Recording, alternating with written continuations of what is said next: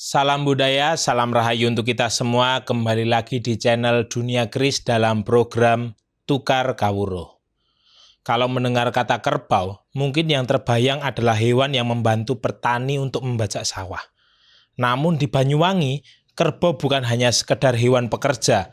Ia menjadi simbol penghormatan, rasa syukur, sekaligus bagian dari sebuah ritual adat yang telah bertahan selama ratusan tahun. Namanya adalah kebo-keboan. Dalam tradisi ini, para warga berdandan menyerupai kerbau.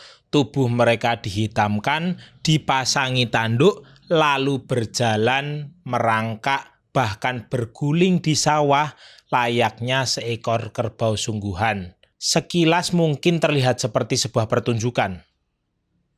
Namun sesungguhnya di balik ritual ini tersimpan kisah tentang wabah penyakit, gagal panen, harapan, dan doa masyarakat Banyuwangi untuk kehidupan yang lebih baik.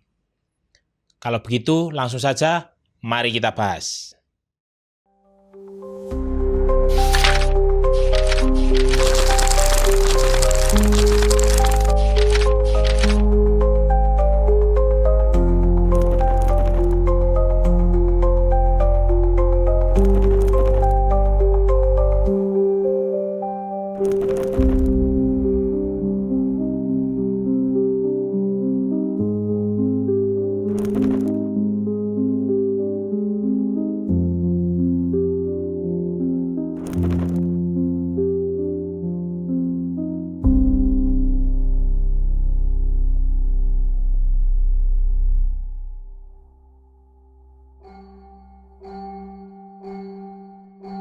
Banyuwangi dikenal sebagai salah satu daerah yang kaya akan keindahan alam dan budayanya. Di antara beragam tradisi yang masih lestari hingga kini, kebo-keboan menjadi salah satu yang paling unik. Tradisi ini berasal dari masyarakat suku Osing, masyarakat asli Banyuwangi, dan dipercaya telah diwariskan sejak sekitar abad ke-18. Konon dahulu di desa Alang Malang pernah dilanda musibah yang sangat berat. Bukan hanya manusia yang terserang penyakit, tanaman padi pun diserang hama, sawah-sawah gagal panen, persediaan beras semakin menipis, kelaparan pun melanda. Banyak warga yang jatuh sakit, bahkan sampai meninggal dunia. Di tengah keadaan yang penuh kesengsaraan itu, sesepuh desa yang bernama Mbah Karti memilih bertapa untuk memohon petunjuk. Dalam semedinya, ia mendapatkan wangsit. Masyarakat diminta mengadakan syukuran besar, namun ada syarat yang tidak biasa. Para petani harus berperan sebagai kerbau untuk mengagungkan Dewi Sri, sosok yang dipercaya sebagai lambang kesuburan, kemakmuran, dan keselamatan. Masyarakat pun melakukan petunjuk tersebut.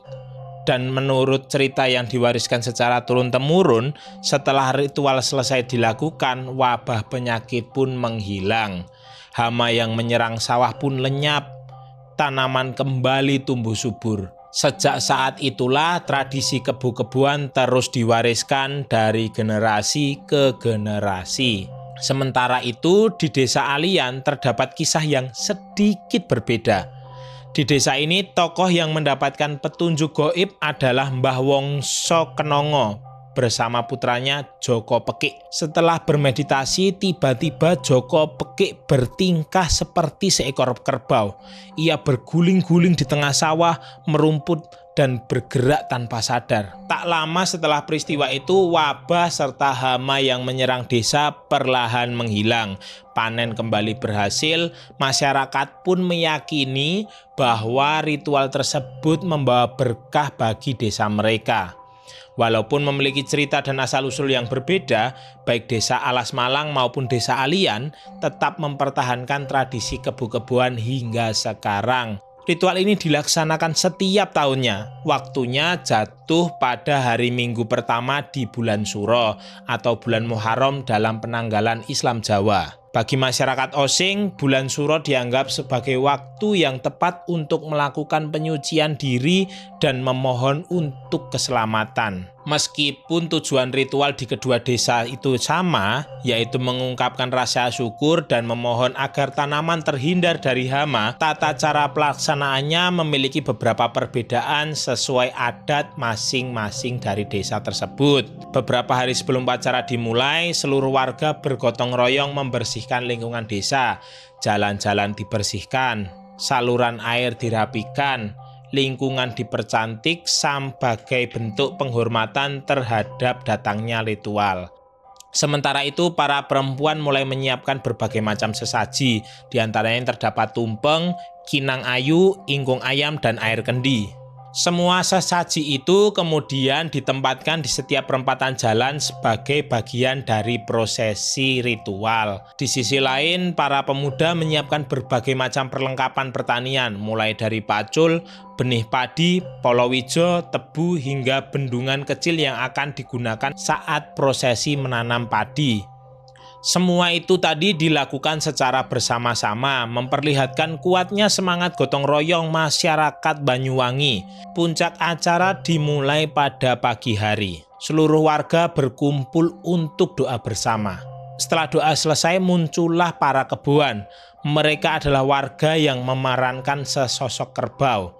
Tubuh mereka diwarnai hitam, di kepala mereka dipasangi tanduk, rambut palsu menjuntai panjang, sebagian membawa bajak sebagai lambang pekerjaan petani. Di tengah rombongan itu tadi hadir seorang perempuan yang memerankan Dewi Sri.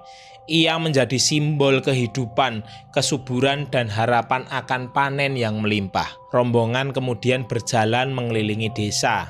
Namun disinilah bagian yang paling unik dari tradisi kebo-keboan. Banyak pemeran keboan dipercayai mengalami kesurupan. Mereka mulai bergerak liar, berjalan dengan 4 kaki, mengauk seperti kerbau, bahkan sesekali menyeruduk orang-orang di sekitarnya. Ketika rombongan melewati sawah yang berlumpur, para keboan langsung berguling-guling di dalam lumpur. Lumpur terciprat ke segala arah. Mereka terus bergerak tanpa menunjukkan rasa lelah. Bagi masyarakat setempat, kondisi tersebut bukanlah sebuah atraksi, melainkan bagian dari ritual yang dipercaya memiliki makna secara spiritual. Jika ada pemeran yang kelelahan atau pingsan setelah prosesi berlangsung, keluarganya akan menyadarkannya dengan mengguyurkan air sebelum dibawa pulang. Sementara para keboan berkeliling, pemeran Dewi Sri membagikan benih padi kepada para petani. Benih padi itu pun langsung diperebutkan karena masyarakat percaya bahwa benih yang diperoleh dari upacara ini membawa sebuah berkah. Benih tersebut diyakini akan tumbuh lebih subur dan menghasilkan panen yang lebih melimpah. Tradisi ini menjelaskan betapa eratnya hubungan antara ritual adat dengan kehidupan pertanian di Banyuwangi.